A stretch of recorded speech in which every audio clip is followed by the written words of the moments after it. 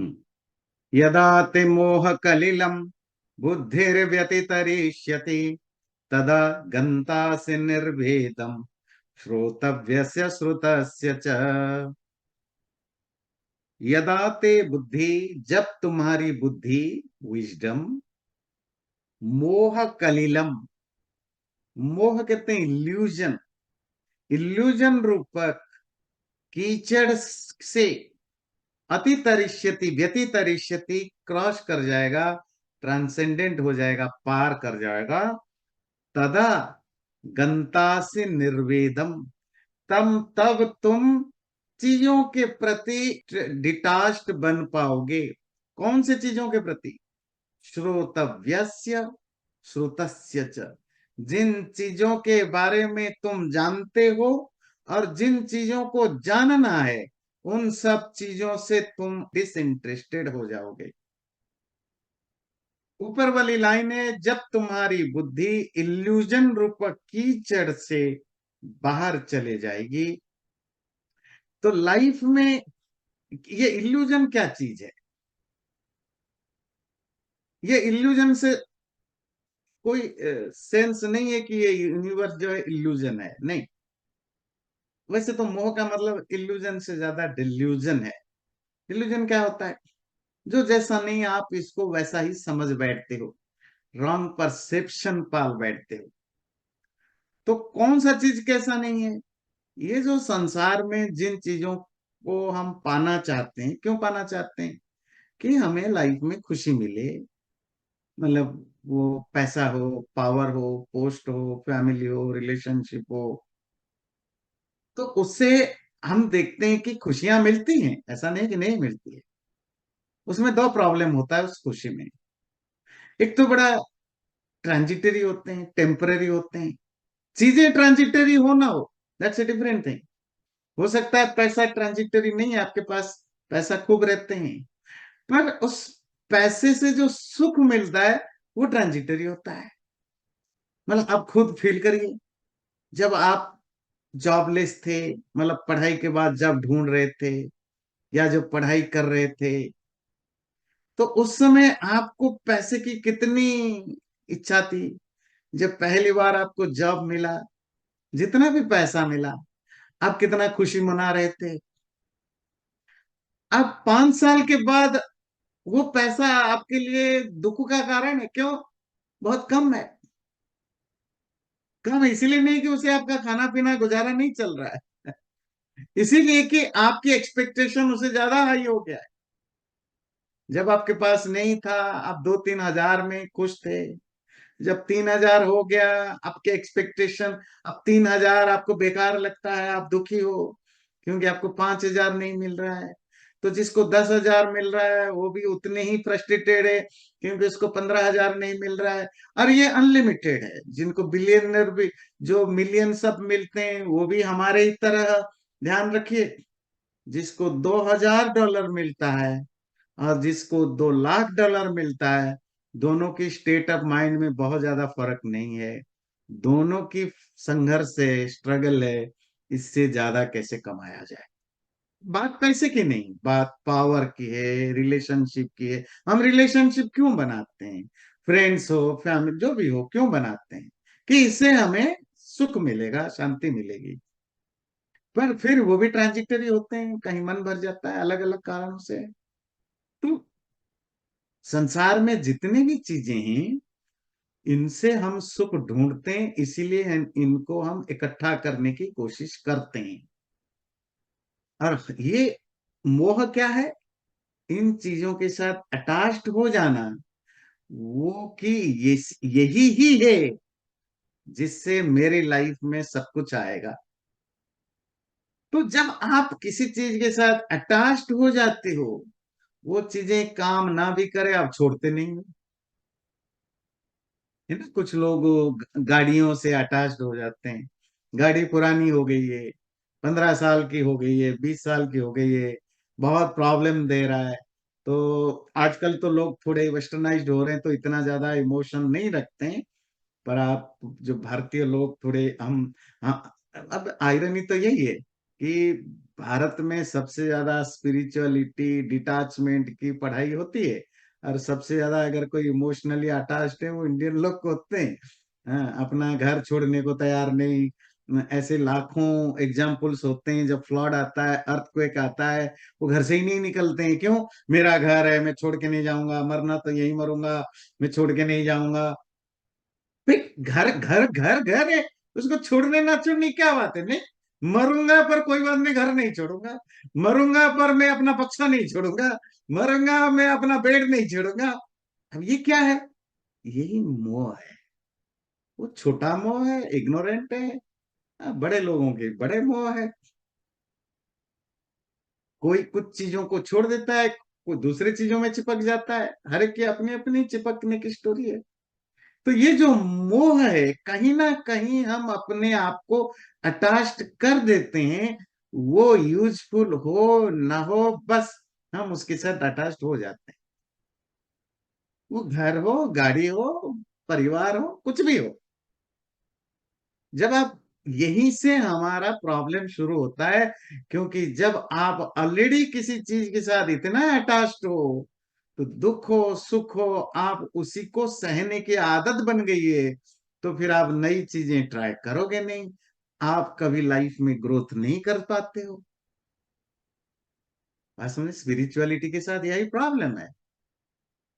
जैसे दुनिया में रिलीजियन के कारण से, कल्चर के कारण से, जो महिलाएं हैं वो बहुत ज्यादा सप्रेस्ड होते हैं, टर्चर किए जाते हैं। मेंटली, फिजिकली ना भी हो, मेंटली साइकोलॉजिकली बहुत ज्यादा उनको टर्चर होता है। दुनिया में लाखों करोड़ों हैं, रिलीजन में भी।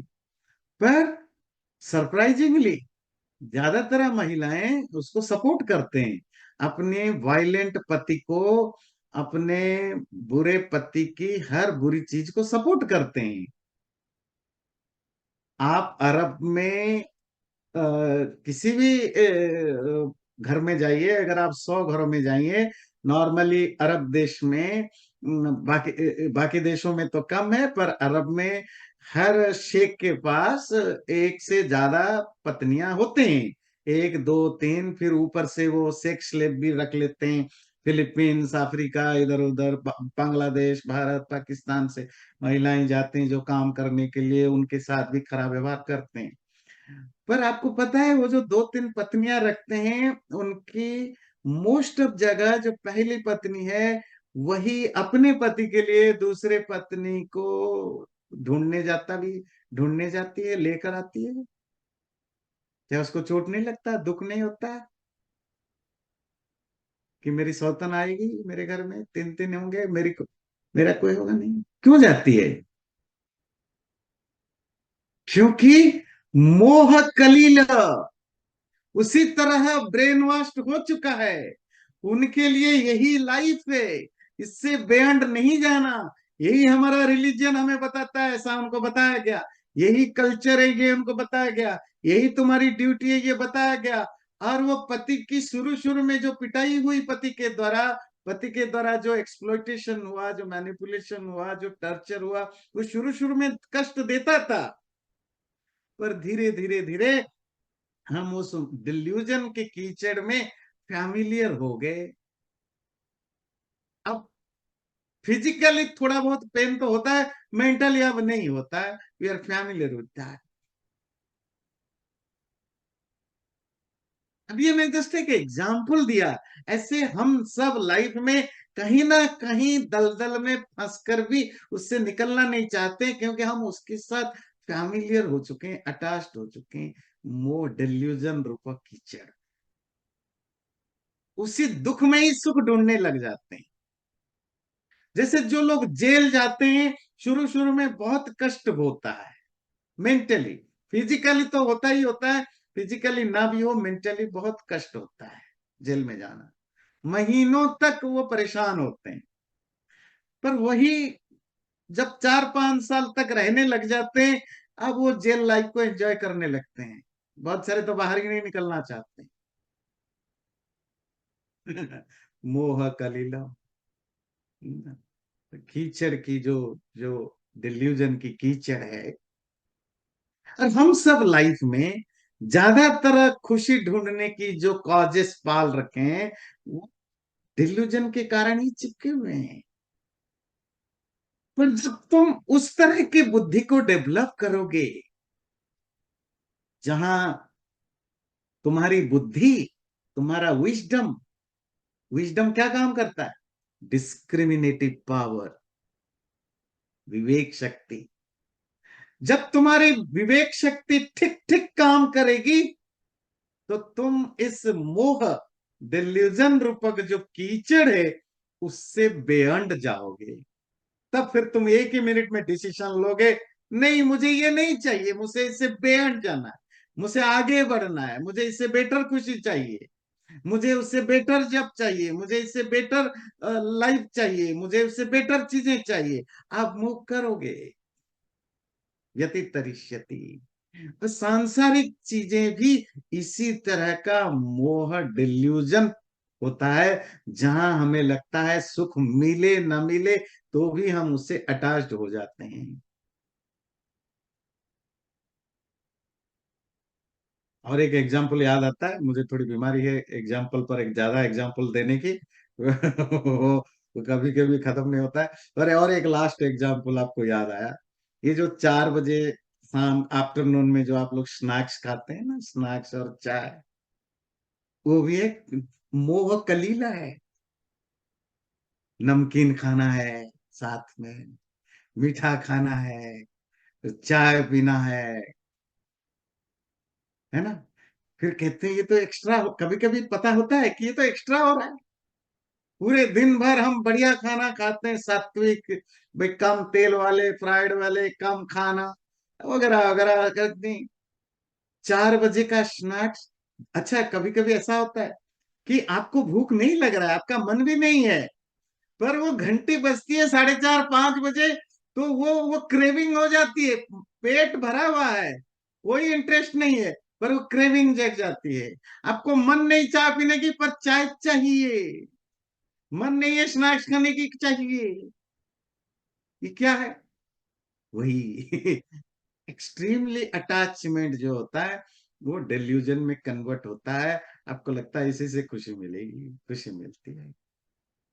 और अगर आपकी बुद्धि अच्छी हो गई और आप अंदर से स्ट्रांग बन गए, नहीं आज तो मेरा मन नहीं है, मैं क्यों पीऊं, नहीं पीना, बस इजी है।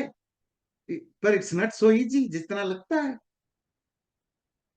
डिसीजन लेना, कि नहीं मुझे 4 5 बजे स्नैक्स या चाय नहीं पीना। एक बार आप डिसीजन ले ले, आपको डिसइंटरेस्ट हो जाए, फिर तो इजी है छोड़ना। बस वो मोह को, डिलीजन को आइडेंटिफाई करने की जरूरत है। Is it part of my need, और बस मैं अटैच्ड हूं, हैबिचुअल पैटर्न बन चुका है। हम लाइफ में हैबिचुअल पैटर्न में ही के चीजों को हम नीड समझ बैठते हैं। जब तुम्हारी बुद्धि इस मोह रूप कीचड़ से आगे बढ़ेगी तो क्या होगा? तदा गंतासि निर्वेदम, तब तुम उन सब चीजों के प्रति जो वेदना है, जो तुम्हारी फीलिंग है, उन फीलिंग से तुम ऊपर उठ जाओगे, निर्वेद बन जाओगे, मतलब डिस्पैशनेट बन जाओगे। और कौन सी चीजों के प्रति? श्रोतव्यस्य श्रुतस्य च, जिन चीजों को तुम जानते हो या जिन चीजों को अभी तक जाना नहीं, जानोगे।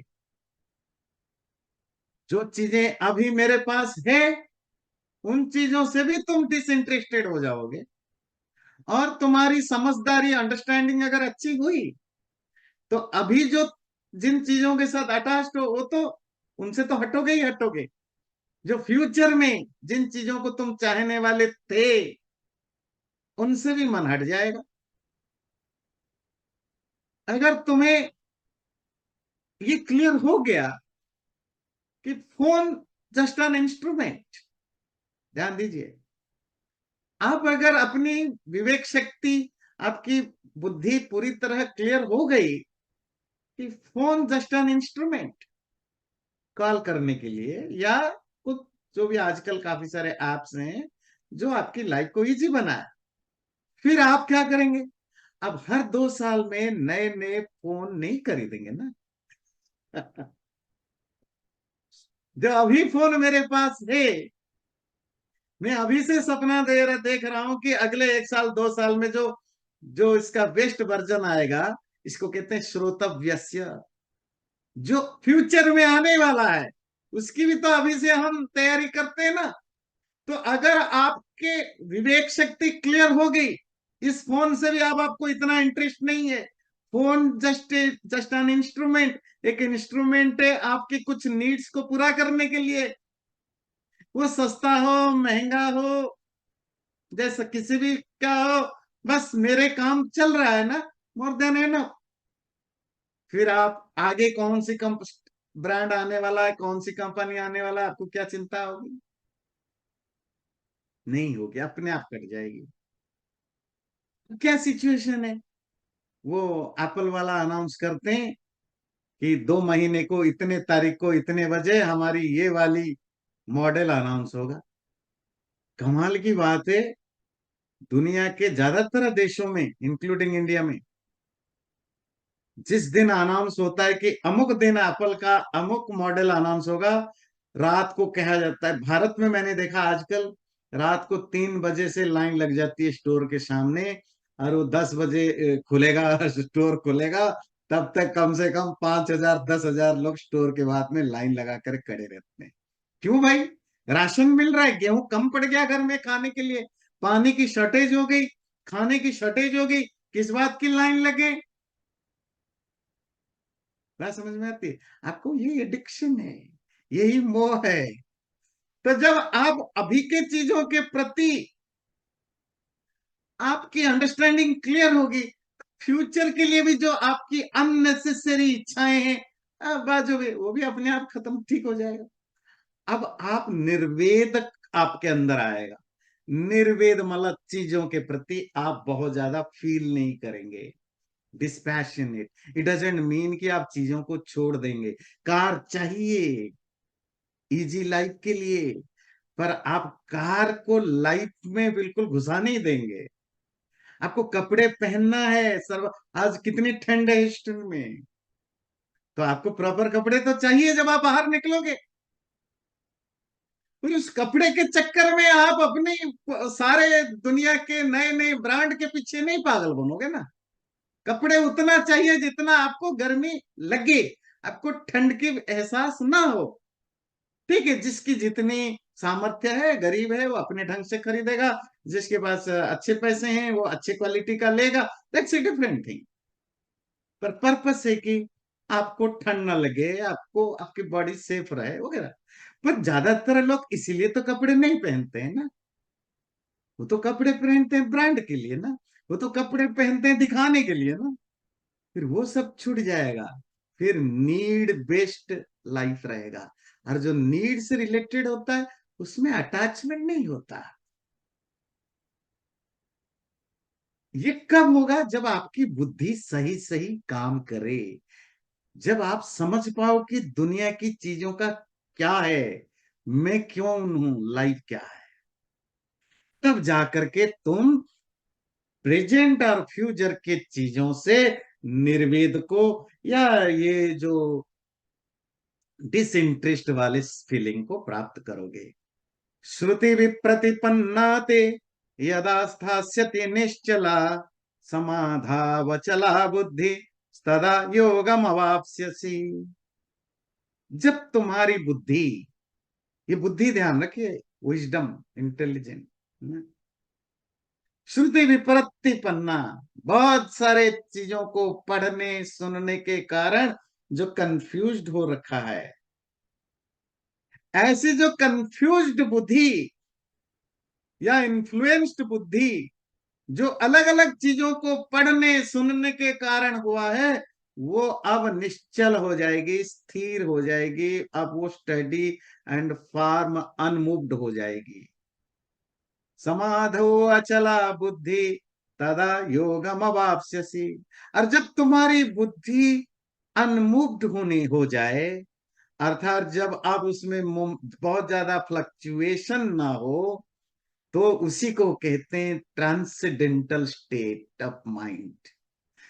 जब ये ट्रांसेंडेंटल स्टेट ऑफ माइंड, या जिसको कहते हैं इंद्रियों की सेंसुअल चीजों से ऊपर चले जाए बुद्धि, तो फिर तुम योग को अचीव कर लोगे। हमारी प्रॉब्लम कहां पर है? श्रुति विप्रतिपन्ना। हमारी जो बुद्धि है, विजडम है, वो इंडिपेंडेंटली फंक्शन नहीं करती है mostly. It is always influenced by something और समवन। ये जो आजकल के एक फैशन है ना सब जगह, इट्स माय चॉइस, है ना, मेरी मर्जी, इट्स माय फ्रीडम। कुछ नहीं फ्रीडम है। मेरी मर्जी में कुछ भी करूं, कुछ भी बोलूं। यकीन मानिए, तुम जो भी सोच रहे हो, बोल रहे हो, कर रहे हो, कोई फ्रीडम नहीं है। तुम किसी से इन्फ्लुएंस्ड हो चुके हो। तुम्हारी बुद्धि फ्री नहीं है। It is always influenced by something. कोई बुक पढ़ रखे हो, कोई दोस्त, टीचर, प्रोफेसर ने कुछ समझा रखा है, या तुम्हारे पीयर प्रेशर है, कोई पॉलिटिकल मूवमेंट है, कोई किताबें पढ़ रखी है। और ये तुम्हारे बुद्धि में, तुम्हारी बुद्धि उसे इन्फ्लुएंस्ड है। फिर इस इन्फ्लुएंस्ड इंटेलिजेंट को तुम कहते हो ये मेरी फ्री माइंड है, मेरी मर्जी में जो करूं। तुम अपनी मर्जी से कुछ भी नहीं कर रहे हो, सब कुछ पराये के दूसरे की मर्जी से ही कर रहे हो। बस तुम्हें पता नहीं है। उस गाय के तरह, गाय जानते हैं, वो गांव में तो जिनके एक दो गाय बैल होते हैं, तो वो क्या करते हैं, गाय के गले में एक रस्सी बांध देते हैं, 50 मीटर की, मतलब 50 मीटर्स की, 100 मीटर्स की एक लंबी सी रस्सी बांधते हैं। और वो रस्सी को एक खूंटे में या पेड़ में या किसी ऐसी चीजों में बांध देते हैं।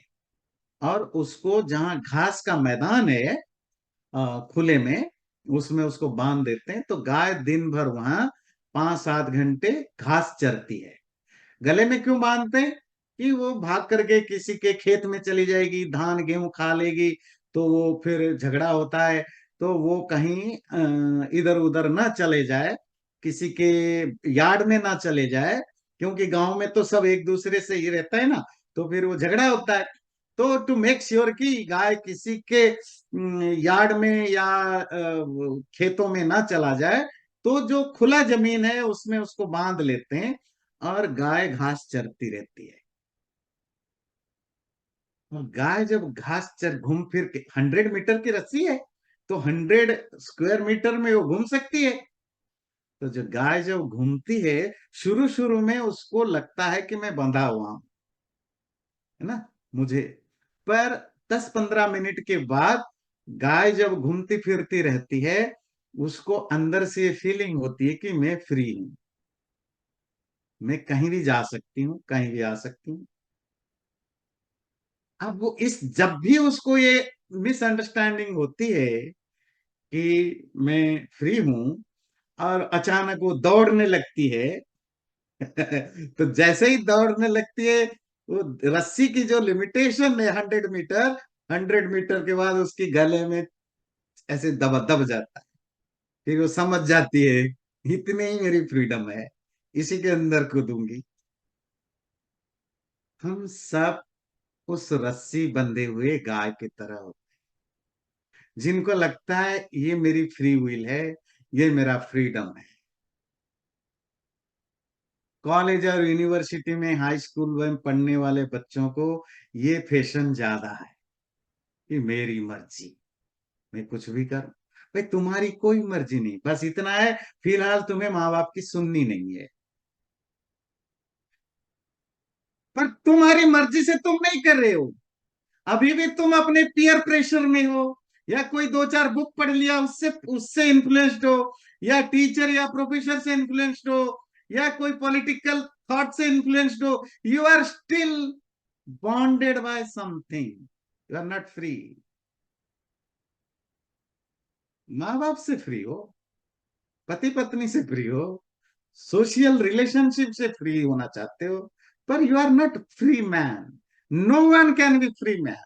अकेले जो गीता जिसकी बात कर रहा है, योगी या सन्यासी, उसके अलावा संसार में कोई भी फ्री नहीं हो सकता।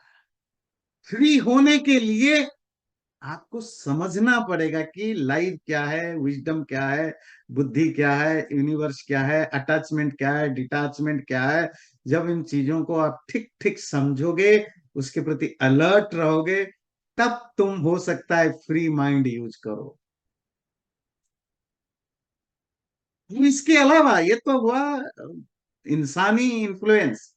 उसके अलावा चीजों के प्रति जो हमारी लालच है, ग्रीड है, जेलेसी है, ये सब चीजें भी हमारे फ्री माइंड को इन्फ्लुएंस करते हैं। भूख है चीजों को पाने की, सेंसुअल प्लेजर की जो क्रेविंग है, ये भी तुम्हारे विजडम को मैनिपुलेट करते हैं। आप फ्री नहीं हो। तो श्रुति विप्रतिपन्ना, तुम्हारी बुद्धि बहुत सारे चीजें सुनता रहता है।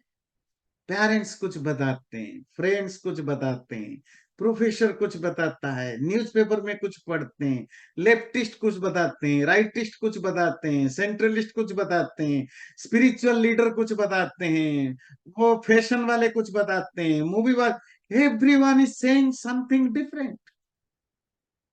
और मैं कंफ्यूज हूँ। और इवन एक ही चीज पर भी, एक ही टॉपिक पर भी एक ही सेम सेम फील्ड में काम करने वाले भी अलग अलग स्टेटमेंट देते हैं। तो हमारी बुद्धि मोस्ट ऑफ टाइम कंफ्यूज ही रहता है। श्रुति विप्रतिपन्ना, श्रुति मतलब लिसनिंग। लिसनिंग का मतलब यहाँ लिसनिंग नहीं, जो भी हम एक्सटर्नल नॉलेज एक्वायर करते हैं, बुक पढ़ के हो, सुन के रहो, जैसे भी हो, उसके द्वारा बुद्धि बहुत ज्यादा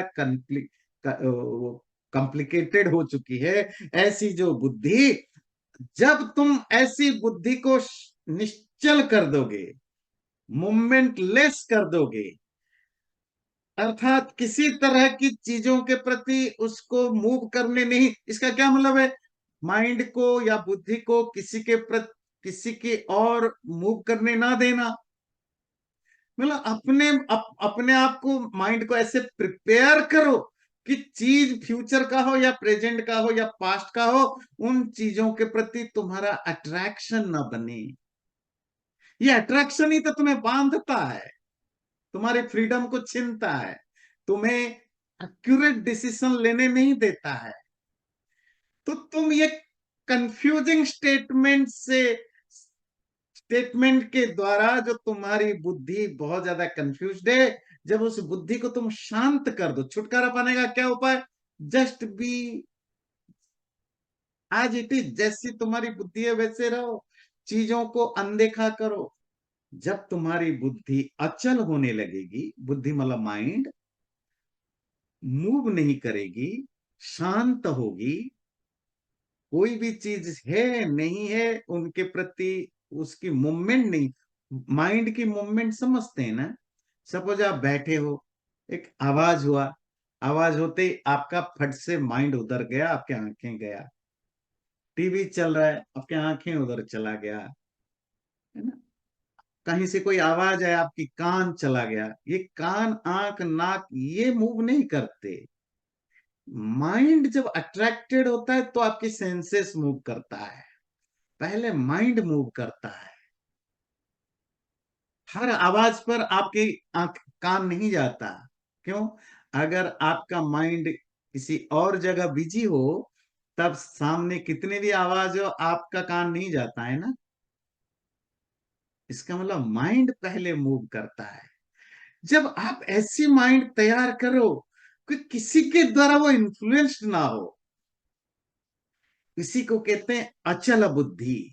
ऐसी माइंड, ऐसी इंटेलिजेंट, जो बिल्कुल अनस्टडी है, फार्म है, किसी के द्वारा इन्फ्लुएंस नहीं हो रहा है, तो समाधि में, समाधि, समाधि का सिर्फ इतना यहाँ अर्थ है, सेंसुअल अट्रैक्शन से ट्रांसेंडेंट हो जाता है। मतलब अब वो सेंसेस के द्वारा जो चीजें चारों तरफ से एक्वायर हो रहा हो, उन चीजों के प्रति माइंड अब मूवमेंट नहीं करता। तो यही योग है। योग का और एक डेफिनेशन मिला, भी तीन डेफिनेशन मिला है इसी चीज में। व्हेन यू से mind study and immovable, do you mean focused also? Focusing mind, focused mind is a primary stage of meditation. तो जो फोकस्ड होता है, जब आप अपने माइंड को एक पर्टिकुलर जगह पर या तो डिलिबरेटली ट्राइंग टू फिक्स, और माइंड इज सो अट्रैक्टेड, आपकी माइंड अपने आप वहां फोकस्ड हो जाता है। जैसे टीवी में कोई स्पोर्ट्स आ रहा है, कोई प्रोग्राम आ रहा है, आप इतने ज्यादा एंजॉय कर रहे हो, आपको उसके अलावा और कुछ नहीं, ना दिखाई दे रहा है ना सुनाई दे रहा है। तो फोकस वहां भी होता है, माइंड प्रॉपर फोकस। या कोई बुक पढ़ रहे हो, कोई कोई नॉवेल पढ़ रहे हो, तो आप पूरे फोकस होते हो। तो फोकस माइंड दो तरह के, डेलिबरेटली आप फिक्स करने की कोशिश करते हो, या इट इज सो अट्रैक्टिव, आप वहां फोकस्ड होते हो। जो अपने आप अट्रैक्टेड है, वो तो अट्रैक्टेड माइंड है, वो अभी यहां खत्म हो जाएगा, दूसरे जगह लग जाएगा। और डिलिबरेटली जब आप फोकस करने की कोशिश करते हो, तो आप अपने माइंड को स्किल्ड करते हो कि पहले फोकस बनाना सिखाऊं। फोकस मतलब मैं जहां चाहूं वहां लगे, बाकी जगह वो डिस्ट्रैक्शन ना आए। डिस्ट्रैक्शन लेस माइंड को डिलिबरेटली आप करते हो। हमारे यहाँ इसको कहते हैं धारणा। मतलब सिंपल भाषा में कहें, practising to make your mind concentrated.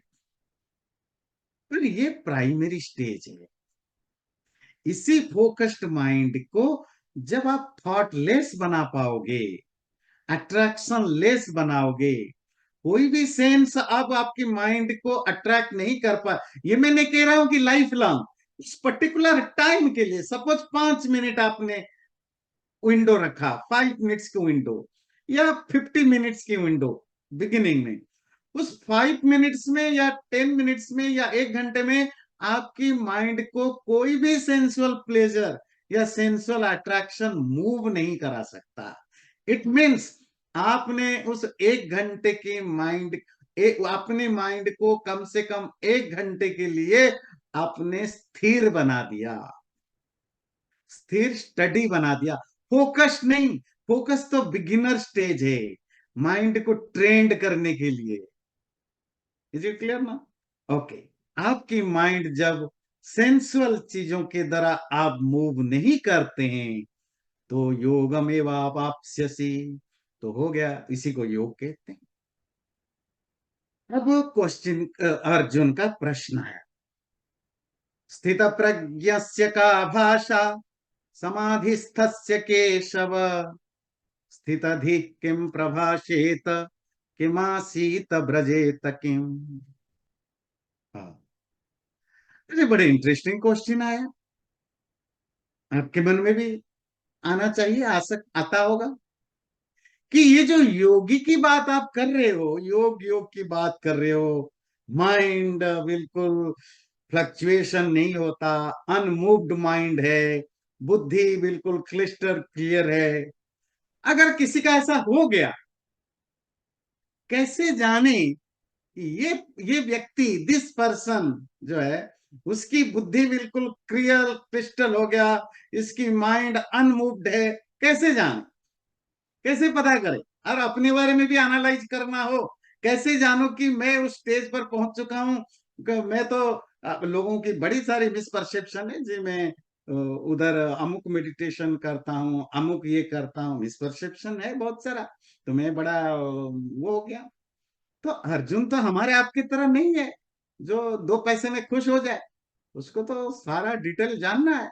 तो उसने पूछा कि चलो थोड़ा बहुत आइडिया हुआ, पर ये बताइए, अगर मुझे ऐसी स्टेज आ गया या किसी को आ गया, उसकी इंडिकेटिव मार्क्स क्या है? कैसे कोई जानेगा कि ये योगी है, या इसका मन शांत है, या इसकी बुद्धि जो है वो स्थिर हो चुकी है, कैसे जाने? देखिए क्या क्वेश्चन है। स्थित प्रज्ञस्य का भाषा, हे कृष्ण, जिसकी प्रज्ञा, विजडम या बुद्धि या माइंड, जो भी शब्द यूज करे, जिसकी स्थिर हो गया है, स्टडी हो गया है, फॉर्म हो गया है, उसकी भाषा, उसकी डेफिनेशन क्या है? How to describe that person, उसकी डिस्क्रिप्शन क्या है? समाधिस्थस्य केशव, या जो व्यक्ति ट्रांसेंडेंट स्टेज को चला गया है। ट्रांसेंडेंट स्टेज क्या होता है? सेंसुअल एक्टिविटीज से ऊपर जिसकी माइंड चला गया है। सेंसुअल एक्टिविटीज मतलब एक्सटर्नल वर्ल्ड से अफेक्टेड नहीं होता, ऐसे व्यक्ति की क्या डिस्क्रिप्शन है? स्थिताधि किम प्रभाषेत, और जिसकी धी, विजडम, बुद्धि स्थिर हो गया है, फार्म हो गया है, वो कैसे बात करता है? हिमासीत, वो कैसे बैठता है? ब्रजेत किम, वो कैसे चलता है? ब्रज मतलब चलना। क्वेश्चन ठीक से समझ में आया? क्या क्या साइन से, क्या इंडिकेटिव से, ये जानने के लिए कि इसकी बुद्धि स्थिर हो गई है, इसकी जो विजडम है फॉर्म है, इसकी माइंड जो है वो स्थिर है, या जिसको आप कह सकते हैं ये योगी है, या ये सन्यासी है, या ये स्पिरिचुअल पर्सन है, कैसे जाने? ये क्वेश्चन है। वो कैसे खाता है, कैसे बैठता है, कैसे चलता है, कैसे बातचीत करता है, उसकी बॉडी लैंग्वेज क्या होता है? यही तो क्वेश्चन आप भी पूछते हैं कभी कभी हमसे, यही क्वेश्चन है। पर क्या है कि हम लोग इतने ज्यादा, अगेन जैसे कहा ना, कि हम गंदगी में रहते रहते आदत पड़ चुका है, तो गंदगी को ही अच्छा समझते हैं। जेल में रहते रहते जेल भी अच्छा लगने लगता है। पति की मार पीट और दो चार सौतनों के साथ रहते रहते आदत पड़ गया है कि लगता है यही सुख है। तो हम भी उसी तरह फ्रॉड और फेक स्पिरिचुअल लोगों के बीच में रहते रहते हमारी आदत पड़ चुका है कि यही होता है स्पिरिचुअलिटी। आप क्या सोचते हैं स्पिरिचुअलिटी?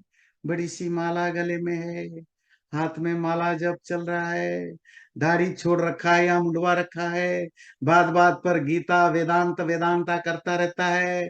जी वेदांता ये है, देखो गीता में ये कहा, उपनिषद ये है, बात बात पर करता रहता है। या बात बात पर मेडिटेशन करो, संध्या करो क्या बोलता है, या बात बात पर ये भी कहता है, आपको नीचा दिखाता है, अरे मूर्ख, कभी तो मेडिटेशन कर दिया करो, कभी तो धर्म कर्म का पालन कर दिया करो, तुम्हें लंबा लंबा उपदेश दे डालता है। आपको लगता है ये बड़ा स्पिरिचुअल है, बड़ा योगी है, बड़ा तपस्वी है। अब कृष्ण किसको कहते हैं देखिए। अर्जुन ने तो पूछा जो पूछना था। श्री भगवान वाच, प्रजहाति यदा कामान सर्वान् पार्थ मनोगतान् आत्मन्येवात्मना तुष्टः स्थित प्रज्ञ तदोच्यते। भगवान कृष्ण ने कहा, हे पार्थ, पार्थ मतलब पृथा का बेटा अर्जुन, जब कोई व्यक्ति मनोगतान सर्वान कामान, अपने माइंड में जितने तरह की भी डिजायर्स हैं, इच्छाएं हैं, क्रेविंग्स हैं, उन सब को त्याग देता है, छोड़ देता है। आत्मनि एव आत्मना तुष्ट, जब वो सेल्फ में ही सेटिस्फाइड होता है, अपने आप में ही सेटिस्फाइड होता है, स्थित प्रज्ञा तदोच्यते, तब समझ लेना कि उसकी विजडम या बुद्धि स्थिर हो गया है। ये एक श्लोक नहीं, इस तरह आगे आप जो पढ़ेंगे 7-8 श्लोक, इसी से रिलेटेड है कि कोई योगी, जो आज की लैंग्वेज में, कंटेम्प्ररी लैंग्वेज में कहें, योगी, सन्यासी, स्पिरिचुअल व्यक्ति का क्या डिस्क्रिप्शन है आज की भाषा में। और दूसरी तरीके से समझें, इन जनरल, जिस व्यक्ति का मन या बुद्धि स्थिर या फार्म हो गया है, या योगी योगस्थ हो गया है, वो क्या कैसा है? तो पहला डिस्क्रिप्शन कृष्ण दे रहे हैं, जिसकी मन की मेंटल डिजायर्स सब खत्म हो चुके हैं। खत्म कैसे? प्रमाण क्या है? आपकी पहले तो आपको समझना पड़ेगा आपके अंदर मेरे अंदर डिजायर आता क्यों है। किसी चीज की जो पाने की इच्छा है, वो होती है जब आप फील करते हो कि आपके पास वो है नहीं या कम है। पैसा की इच्छा, मनी की इच्छा, या तो आपको लगता है मेरे पास पैसा नहीं है, सो यू डिजायर, या आपके पास जितना भी है, $5 है, $50 है, 5,000 है, 500,000 है, 5 million है, 5 billion है, पर आपको लगता है अगर ये कम है, देन यू डिजायर। इच्छा हमेशा दो रीजन से आती है, या तो absence ऑफ समथिंग और less than what you want. तो सेटिस्फेक्शन ना होना क्रेविंग या इच्छाओं का पैदा करता है। पर आप कहेंगे नहीं, कभी कभी ऐसा होता है मेरे पास सफिशिएंट है, बहुत सारे लोगों के पास सफिशिएंट है, फिर भी वो इच्छा करते हैं। वो सफिशिएंट आपके नजर से है, एज ए सेकेंड पर्सन या थर्ड पर्सन, उसके लिए वो सफिशिएंट नहीं। कभी कभी हम खाना पेट भर चुका है, ध्यान दीजिए, कभी कभी पेट भर चुका है, पार्टी में जाते हैं ना, खूब दबा के खाते हैं, बढ़िया खाना है, फिर बाद में पता चला कि अरे ये स्वीट डिशेस था, ये तो भूल गया भाई, किसी ने बताया नहीं। अच्छा, मुझे लगा ये वही पुराना रसगुल्ला गुलाब जामुन होगा, यहाँ तो कुछ बढ़िया टाइप का स्वीट है। अब आप छोड़ेंगे नहीं, नाक तक खा चुके, तो भी जाएंगे एक कप खा ही लेंगे, अगर अच्छा लगा दो तीन और खा लेंगे, घर में आकर देख लेंगे, डाइजेशन की गोली देख लेंगे, जो भी करेंगे, और खा ही लेंगे। तो आप कहेंगे पेट तो भरा हुआ था, फिर डिजायर इच्छा क्यों आसी? जो जिस चीज के लिए आपकी इच्छा हुई, वो आपको मिला नहीं था, या वो उतना नहीं मिला था जितना आपको सेटिस्फाई कर सके। और प्रॉब्लम है मटेरियल चीजों की, वो आपको कभी भी एब्सोल्यूट सेटिस्फेक्शन नहीं देते हैं। आप कहेंगे नहीं देते हैं, कभी कभी हम सोचते हैं कि ना आई एम फुल। हाँ, जब भी आपको एब्सोल्यूट सेटिस्फेक्शन मिलता है, वो एक टेम्पररी फेज के लिए मिलता है, या तो एब्सोल्यूट सेटिस्फेक्शन नहीं होता। अगर होता है तो वो बड़ा ट्रांजिटरी होता है, मतलब अभी सेटिस्फेक्शन हो गया, 4 घंटे के बाद फिर दोबारा मन करेगा, अरे वो आइसक्रीम बचा हुआ था और थोड़ा है क्या। ये कब याद आता है? मतलब 12 बजे खाया या नहीं खाया, अगले दिन 12 बजे भी आपको याद आएगा, आज मन कर रहा है, अच्छा वो आइसक्रीम बचा हुआ था, देखो है कि नहीं। तो बात समझ रहे हैं ना? तो जब आपको अंदर से लगता है या तो आपके पास नहीं है या कम है, कोई भी चीज हो, मनी हो, पावर हो, पोस्ट हो, सेंसुअल प्लेजर हो, रिलेशनशिप हो, कोई भी हो, जब तक आप सेटिस्फाइड नहीं होते हो, तब तक क्रेविंग रहेगी, और सेटिस्फेक्शन कभी होता नहीं है। सेटिस्फेक्शन दो लेवल पर नहीं होता, एक तो एब्सोल्यूट होता नहीं, और जहां एब्सोल्यूट हो जाता है वो ट्रांजिटरी होता है, थोड़ी देर के बाद फिर वो खत्म हो जाता है। तो होता क्या है, आप लाइफ लॉन्ग मरते दम तक आपकी क्रेविंग बनी रहती है, इच्छाएं बनी रहती। तो इच्छाएं कब खत्म होती है? अगला श्लोक की जो अगली लाइन है, वो ध्यान से समझेंगे तो आपको पता चलेगा। आत्मनि एव आत्मना तुष्ट, इतना ही। अंग्रेजी में देखना चाहते हैं, देख लीजिए। Is satisfied in the self by the self. कहते हैं ना, democracy for the people, of the people, by the people. Satisfaction भी स्पिरिचुअलिटी पता है क्या है? By self, for the self, of the self. है ना। जब तुम खुद में ही, खुद मतलब सेल्फ, खुद में ही खुद को एंजॉय करने लगोगे, फिर तुम्हें किसी की जरूरत नहीं पड़ेगी। जब तुम अकेले को, अकेलेपन को देखिए, there are two types of loneliness, being alone and feeling loneliness are two different thing. मैंने इस पर एक प्रवचन भी दिया था एक बार।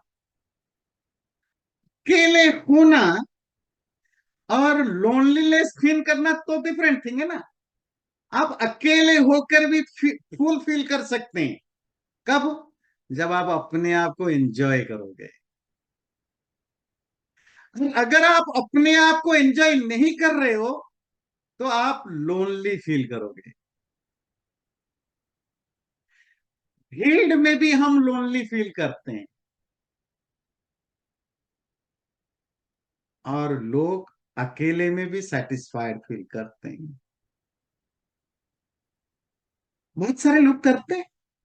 Spirituality is all about what? satisfied with yourself, in yourself, by yourself। जब आप खुद में ही तृप्त, आत्मराम, आत्म तृप्त, हमारे यहां संस्कृत में जो शब्द मिलता है आत्म तृप्त, self satisfied, Atmaram, self enjoy, enjoy, ये स्पिरिचुअल लोगों के कुछ डिस्क्रिप्शन है। ये आत्म तृप्त क्या होता है? आत्मन्येव, खुद में ही खुद खुश होना। आपकी खुशी के लिए कोई एक्सटर्नल चीजों की जरूरत नहीं है। मैं खुश होऊंगा जब आप मेरे से बात करेंगे, मैं खुश होऊंगा जब मुझे खाना मिलेगा, मैं खुश होऊंगा जब टीवी देखूंगा, मैं खुश होऊंगा जब मुझे कोई तारीफ करेगा। एक्सटर्नल चीजों पर हमारी खुशी डिपेंड करता है। रिमेंबर, इंटरेस्टिंग चीज है, हमारी खुशी और दुख दोनों डिपेंडेबल है। किस पर? अपने ऊपर नहीं, दूसरों के ऊपर। और दूसरा हमेशा अनप्रिडिक्टेबल होता है। दूसरा मतलब आपसे जो भी अलग है वो आपकी तरह तो नहीं सोचेगा ना। इवन मेरे पत्नी हो, पति हो, बच्चे हो, माँ बाप हो, फ्रेंड्स हो, मेरे मन में क्या चल रहा है वो कैसे समझेंगे? समझेंगे भी तो उनकी भी तो अपनी लाइफ है, अपनी इच्छाएं हैं, अपनी डिजायर है, अपनी अपनी एक्सपेक्टेशन है। तो जब भी आप दूसरों पर डिपेंड करते हैं, sometime it is fulfilled, sometime not fulfilled. आप जब पैसे पर डिपेंड करते हैं तो कभी पैसा कम होगा तो आप दुखी होंगे। जब आप रिलेशनशिप पर डिपेंड करते हैं खुश होने के लिए, कभी रिलेशनशिप खराब होगी तो आप दुखी होंगे, सही होगा तो खुश होंगे। जब आप पावर पर डिपेंड करते हैं तो पावर मिलेगा तो खुश, थोड़ा सा पावर अनप्रिडिक्टेबल हो जाए तो आप दुखी। जब आप अपनी सुंदरता पर खुश होते हैं तो जिस दिन आप सुंदर दिखेंगे तो खुश, जिस दिन मुंह काला पड़ गया, गर्मी में धूप में निकल गए जी, सनस्क्रीन लगाना भूल गए तो थोड़ा सा रंग खराब हो गया, जिस दिन आपका मूड खराब। जब आप कपड़ों से खुश होते हैं, बढ़िया महंगे कपड़े पहन के पार्टी में गए, दो चार लोगों ने तारीफ कर दी, वाह बढ़िया बढ़िया पहने, कहाँ से लिया, ये साड़ी कहाँ से खरीदी, अच्छा ओ, उस दिन का पैसा वसूल हो गया। अगर आपने अच्छी कपड़े पहन कर गए, किसी ने बोला ही नहीं कुछ, आपसे सारी बातचीतें सबने की, ऐसा नहीं कि आपको किसी ने बातचीत नहीं की, पर किसी ने ये नहीं कहा कि ये साड़ी कहाँ से ली, इतनी अच्छी साड़ी पहने हो। क्या फायदा उस 50,000, 1 लाख, 1.5 लाख, 2 लाख साड़ी की कीमत एक कौड़ी की नहीं रही, मूड खराब है। फिर आप क्या कहोगे? लोगों का चॉइस कितना चीप है। पता है, वो मिसेस गुप्ता की साड़ी को तारीफ कर रहे थे जो 5,000 की नहीं होगी, लोगों का चॉइस ही खराब हो चुका है। चॉइस नहीं, तुम्हारा मूड ऑफ है, क्योंकि यू एक्सपेक्ट कि दूसरा तारीफ करे तो तुम्हारी साड़ी के पैसा वसूल होगा। तुम साड़ी से एंजॉय नहीं कर रहे हो, तुम साड़ी को एंजॉय करोगे जब दूसरा बोलेगा। साड़ी भी एक्सटर्नल है, तो जब भी तुम दूसरों पर डिपेंड करोगे खुश होने के लिए, दूसरा तो तुम्हारे हिसाब से नहीं चलने वाला ना। वो पैसा हो, गाड़ी हो, घर हो, इंसान हो, कोई भी हो, तो तुम हमेशा सुखी रहोगे, दुखी रहोगे, दोनों रहोगे।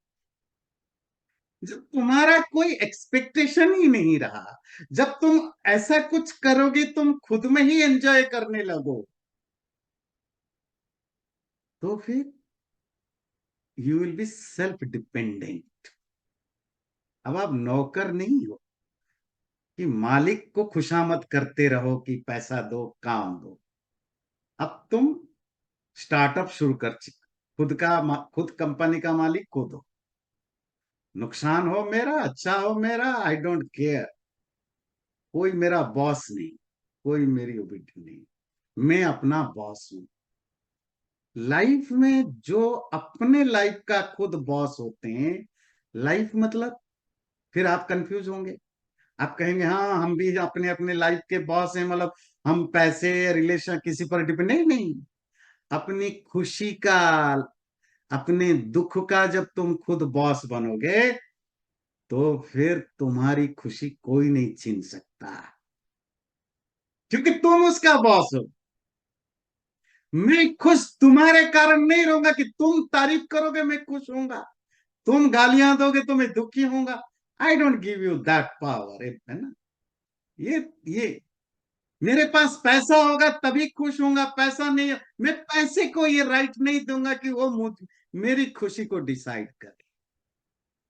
तो जो भी एक्सटर्नल चीजें हैं, जब इन चीजों से आप इंडिफरेंट होने लगोगे, और वो इंडिफरेंट तब आएगा जब आप थोड़ा अपने ऊपर, अपने आप को एंजॉय करने की कोशिश करोगे। अपने आप कैसे एंजॉय करोगे वो तो हम बाद में पढ़ेंगे इस डिटेल में।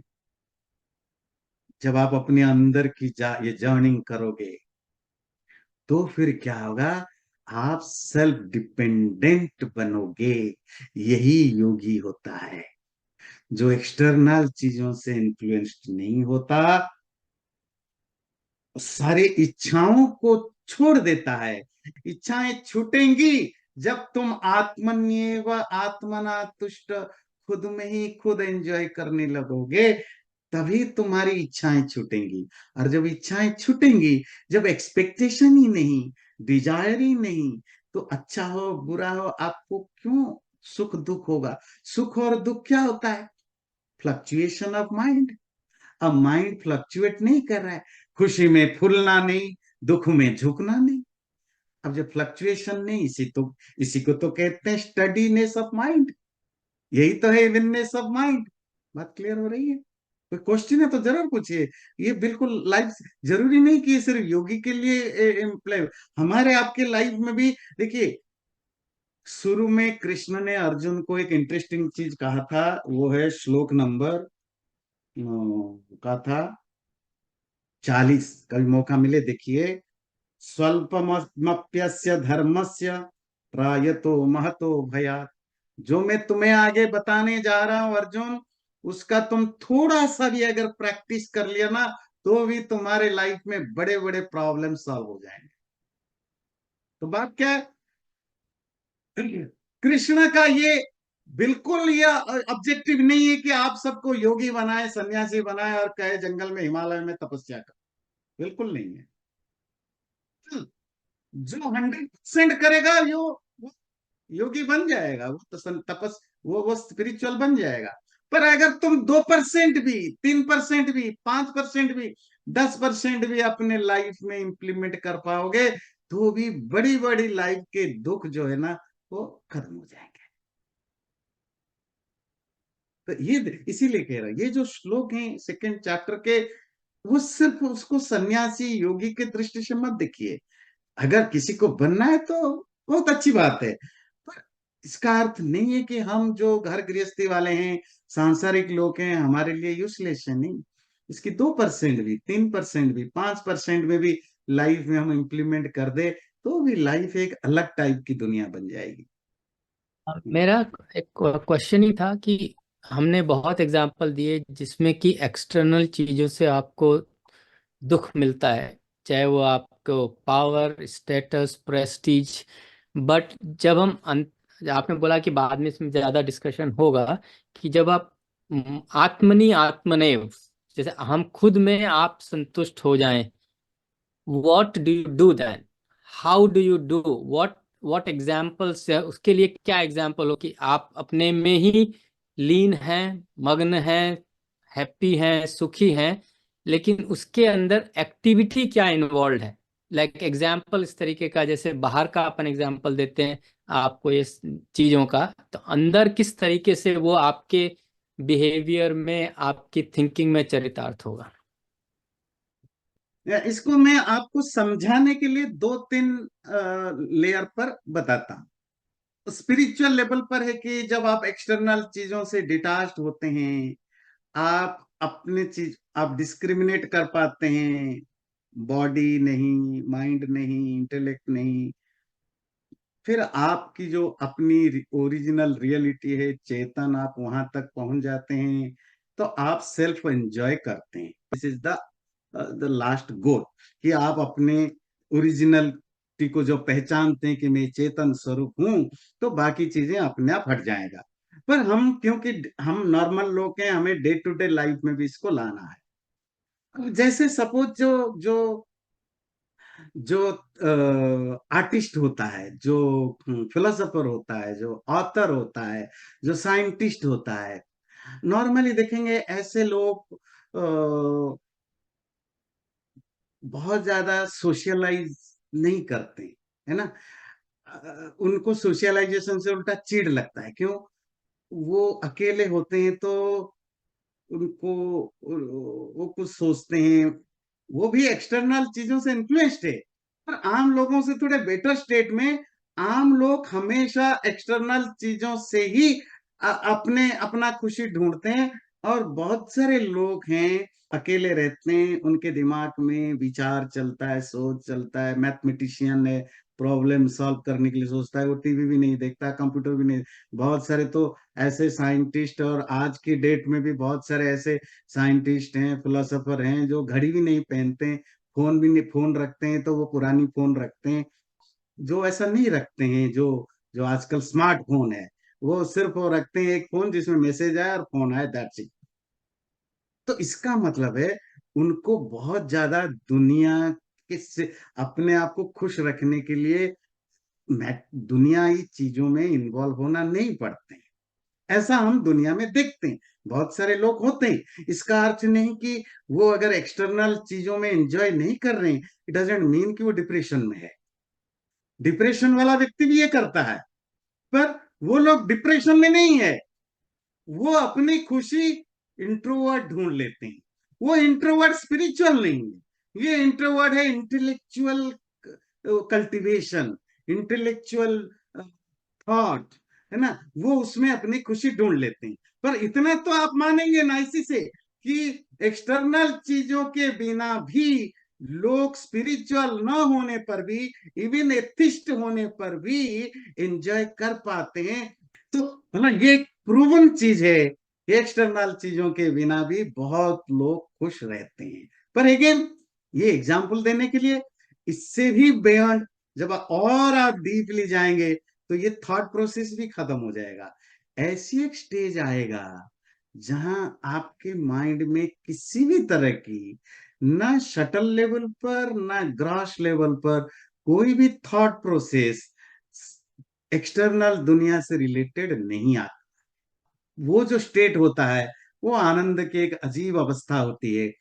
इसीलिए मैं, हमारे शास्त्रों में एक चीज है, मैं सबको बताना चाहता हूँ, मैंने सत्संग में भी बहुत बार बताया, एकांत में रहना सबको प्रैक्टिस करने की जरूरत है।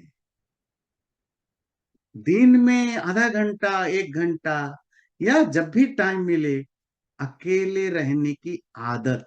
जब हम कहते हैं अकेले, it's not only human less, नहीं, ना फोन होगा, ना टीवी होगा, ना रेडियो होगा, ना इंसान होगा, कोई नहीं, ना बुक होगा, बुक भी नहीं, कोई नहीं, आप और आप 15 मिनट भी बिताओ अपने साथ। जो भी थॉट आता है आने दीजिए, पर कोई एक्सटर्नल चीजों के बुक भी नहीं हाथ लगाएंगे। ये हर वो स्पिरिचुअल व्यक्ति को आज भी प्रेस्क्राइब किया जाता है। एकांत में आज भी गुरुकुलों में पढ़ने वाले बच्चों को कहा जाता है कि आधा घंटा जाओ, अकेले बैठो, नथिंग टू डू। मतलब आप चलो, बैठो, जो भी करो, पर आपका एक्सटर्नल चीजों से कोई कनेक्शन, बुक होगा तो होगा, आप खोलोगे नहीं, टीवी, रेडियो, इंसान, कुछ नहीं। ये प्रैक्टिस होती है एकांत में रहने। जब आप एकांत समझते हैं ना, लॉन, अकेले रहने की आदत डालना। जब आप अब आजकल बच्चों में ये है ही नहीं, बच्चे क्या, माँ बाप में भी नहीं है। इसीलिए हम छोटी छोटी बातों में परेशान हो जाते हैं। जब आप अकेले रहते हैं, प्रैक्टिस करते हैं, तो यही है शुरुआत, आप अपने आप को एंजॉय करना सीखोगे। तो आज के जमाने में ये बताना ही मुश्किल है कि कोई आदमी 2 मिनट तो बिना फोन के रह ही नहीं पाता, टीवी के बिना रह नहीं पाता, तो कुछ नहीं तो गार्डनिंग करता है, कुछ ना कुछ ही वांट्स टू डू। या तो सो जाए या कुछ ना कुछ हाथ पैर कुछ ना कुछ चलता रहे। ये नहीं, सोएंगे नहीं, पर ना कुछ करेंगे, ना कुछ धरेंगे, ना कुछ, ना पढ़ेंगे, ना कुछ लिखेंगे, नथिंग। जस्ट आप अपने लिए टाइम देंगे। श्री जी या हाँ जी गुरु जी, मैं बस, आपने कहा एकांत में रहने की बात आप जो कर रहे थे, तो जैसे कि अ, अगर आप अपने आप पर समय बिता रहे हैं, जैसे कि आप चुपचाप, टीवी नहीं, रेडियो नहीं, बुक नहीं, कुछ नहीं, अगर आप योगाभ्यास कर रहे हैं या प्राणायाम कर रहे हैं अकेले में अपने आप, कोई और साथ में नहीं है, तो वो भी तो एक तरह से एकांत ही हुआ ना। नहीं, वो अलग चीज है। योगाभ्यास करना एक डिफरेंट थिंग, आसन, प्राणायाम, मेडिटेशन एक डिफरेंट थिंग है। वो सब करिए। जब एकांत मतलब एकांत, मेडिटेशन भी नहीं करने का। अच्छा अच्छा। क्योंकि मेडिटेशन में भी आप कुछ एफर्ट कर रहे हैं। बस अपने आप को इजीली अकेले रहने दीजिए। बस आप अपने रूम में अकेले बैठे, कुछ नहीं, बैठे या चल रहे हैं, जो भी कर रहे हैं, कोई काम नहीं कर रहे हैं आप, वर्कलेस। मेडिटेशन भी एक काम है, प्राणायाम भी एक काम है। कुछ समय अपने आप को बस अकेले रहने दीजिए। Keep still. मुश्किल होगा, 5 मिनट के लिए करिए, 10 मिनट। क्योंकि क्या होता है ना, आप जैसे कहा आसन प्राणायाम, वो तो अलग चीज है, वो तो आप करते रहिए। इवन आप प्राणायाम करेंगे तो 1 घंटे तक पता भी नहीं चलेगा, क्योंकि अगेन आपका माइंड वहां डाइवर्टेड हुआ। जी। मेडिटेशन में भी डाइवर्टेड हुआ। मैं मेडिटेशन की बात नहीं कर रहा, एकांत। एकांत is different thing, meditation is different thing. जी। आचार्य जी, ये आपके या क्लास 4 साल से हम अटेंड करते हैं, तो आप ये आपने कहा है, ये मैंने ट्राई किया है, बहुत डिफिकल्ट है। एक सोफा में बैठ कर मैंने सोचा 10 मिनट क्या होगा, अरे 30 सेकंड भी नहीं हुआ। फिर प्रैक्टिस करके 2 मिनट प्रोग्रेस हुआ। It is so difficult to sit in a sofa doing nothing 15 minute के लिए। I still not have achieved it despite 4 years of trying. आप समझ पा रहे हैं श्री जी? मतलब एकांत होना मेडिटेशन से भी कभी कभी डिफिकल्ट हो जाता या है। बहुत डिफिकल्ट है। दैट्स हमारे पूर्वजों ने ये प्रिस्क्राइब किया है, एकांत। और अगर सचमुच आप एकांत में रहने की आधा घंटा, 1 घंटे, 2 घंटे, 3 घंटे की आपकी आदत बन जाती है ना, फिर आप देखेंगे कैसे आप अपने आप को एंजॉय करना शुरू करते हैं। फिर आप अपने आप, सोशलाइजेशन वैसे ही कम हो जाएगा। जी। क्योंकि सोशलाइजेशन एक नीड है, अपने आप को खुश रखने के लिए ना, है ना? नहीं, फिर आप जब अपने आप खुश रहेंगे तो हु केयर्स कि कोई कोई पूछे ना पूछे। जी, वही तो बता रहे हैं कृष्ण, स्थिर प्रज्ञ, वही तो बता रहे हैं। कपिल जी कुछ कह रहे थे आप? आपका म्यूट है, कपिल जी म्यूट है आप।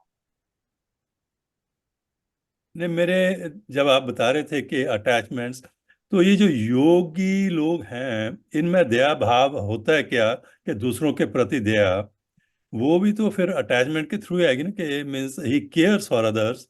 कि कोई आदमी इतनी सर्दी में ठिठुर रहा है बिना कंबल के, तो उसमें दया भाव होता है योगी में, या वो बिल्कुल विकल्प हो जाते हैं उससे? जो जो भी यूनिवर्सल वैल्यूज होते हैं, विदाउट अटैचमेंट भी आपको हो सकता होगा। जो हम्म। जो जितना ज्यादा स्पिरिचुअली हायर होता है वो इतना ज्यादा सॉफ्ट हार्टेड होता है। सॉफ्ट हार्टेड मतलब even forget about Daya, even आपको इवन सुई भी चुभ जाए आपको, उसको वो फील होगा। वो इतने ज्यादा सॉफ्ट हार्टेड होते हैं। पर हमारे और उनमें फर्क क्या है? हमारी जो फीलिंग है वो हमारे अटैचमेंट के साथ उसकी इंटेंसिटी कम और बहुत होती है। मेरे बच्चे को हो जाए मुझे ज्यादा तकलीफ होता है, किसी अनजान को हो जाए कम तकलीफ होती है ना। मेरे सामने हो जाए तो ज्यादा तकलीफ है, मेरे पीछे हो जाए आई डोंट केयर। ध्यान रखना, जो स्पिरिचुअल होता है वो हमसे ज्यादा सेंसिटिव होता है, ज्यादा सेंसिटिव होती है। दया, कंपैशन जिसको आप कहते हैं, या हेल्प करने की, ये उनमें ज्यादा होती है। पर it has nothing to do with attachment और इमोशन। ये ये यूनिवर्सल वैल्यूज होते हैं, ये एज ए ह्यूमन बीइंग हर किसी में होता है, बाय बाय डिफॉल्ट ये होता है। और जैसे जैसे आपकी स्पिरिचुअलिटी बढ़ेगी ये गुण आप में ज्यादा क्रिस्टल क्लियर होकर बढ़ेंगे। ये अटैचमेंट के साथ रिलेटेड नहीं है। ठीक है, चैनल को सब्सक्राइब जरूर करें और वीडियो अच्छा लगे लाइक भी जरूर करें।